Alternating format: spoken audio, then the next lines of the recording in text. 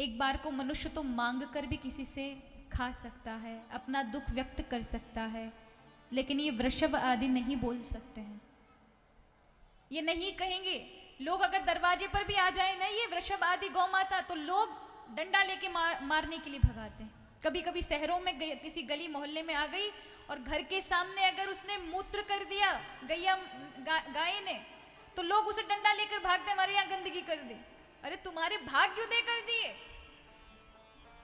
कि उसके गोबर में, उसके वो गौमूत्र में साक्षात भगवान का अंश होता है। हमारे बड़े बुजुर्ग कहते थे अगर देहरी पर गौ माता ने गोबर कर दिया तो आपके दुर्भाग्य हट गए, जीवन में कुछ अच्छा बदलाव आने वाला है, यानी देवताओं के आने का संकेत मिलता है।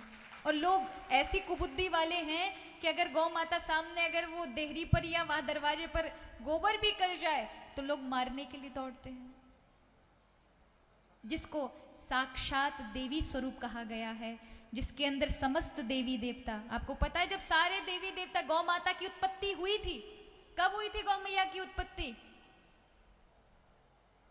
ऐसा नहीं है आपको बस ज्ञान ही नहीं है इसकी वजह से आपको नहीं मालूम, बल्कि हम सभी उनकी पूजा करते हैं। गोवर्धन वाले दिन आप पूजा करते हैं ना, गिरिराज जी पूजा करते हैं गोवर्धन, दिवाली के दूसरे दिन। तो क्या होता है, उस दिन गौ माता का जन्म हुआ था इस पृथ्वी पर, और जब गौ माता का जन्म हुआ उन्हीं के उपलक्ष्य पर गाय के गोबर से भगवान बनाए जाते हैं और उनसे पूजन करके प्रार्थना की जाती है, हे प्रभु हमारे जीवन में धन संपत्ति सुख शांति संतति आदि की वृद्धि करिएगा, किसी प्रकार की कोई कमी ना हो, हम अच्छे कार्य करें, ऐसी प्रार्थना की जाती है। वो गोवर्धन ही गौ माता का उस दिन प्राकट्य का दिन है। और जिस दिन प्रकट हुई थी देवी, तब सारे देवी देवताओं को भगवान ने कहा कि जिन जिन को आना है वो गौ माता के शरीर में वास करें। सबके सब दौड़ पड़े गैया मैया के पीछे। कोई कहीं गले पर बैठ गया, कोई कंधे पर, कोई पेट पर, कोई चरणों में, कोई पूंछ पर। लक्ष्मी जी बड़ा लंबा टाइम में आई। जब सब बैठ गए, कहीं जगह खाली नहीं थी, तब लक्ष्मी जी बेचारी आती है, प्रभु से कहती, क्योंकि उनको था कि सारी पावर तो हमारे नारायण भगवान के हाथ में, मैं कभी भी पहुंचू सीट अपने आप खाली मिलेगी। भगवान नारायण ने कहा देखो इस आशा से आई हूँ, बिल्कुल सीट की कोई जगह नहीं है। तो रोने लगी, प्रभु मुझे कहीं, तो प्रभु ने कहा भी गोबर में जगह है तो तुम वहां बैठ जाओ।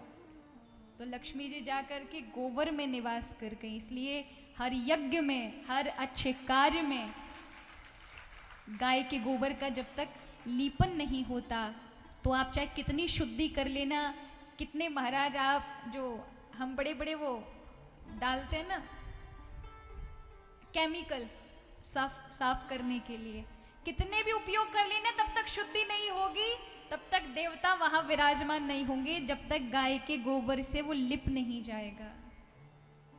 वहां लक्ष्मी का वास हो जाता है, वहां सुख शांति का वास हो जाता है।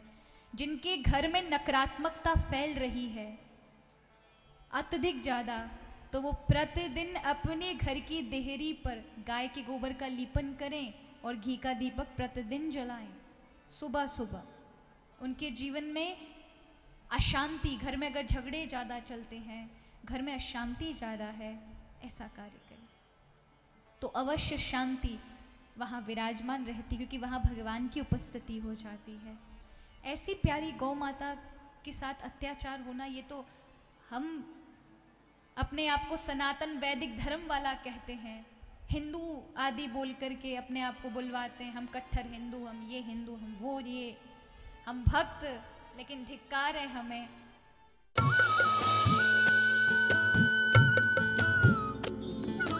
सर्वधर्म संगम, धर्म के सच्चे प्रहरी।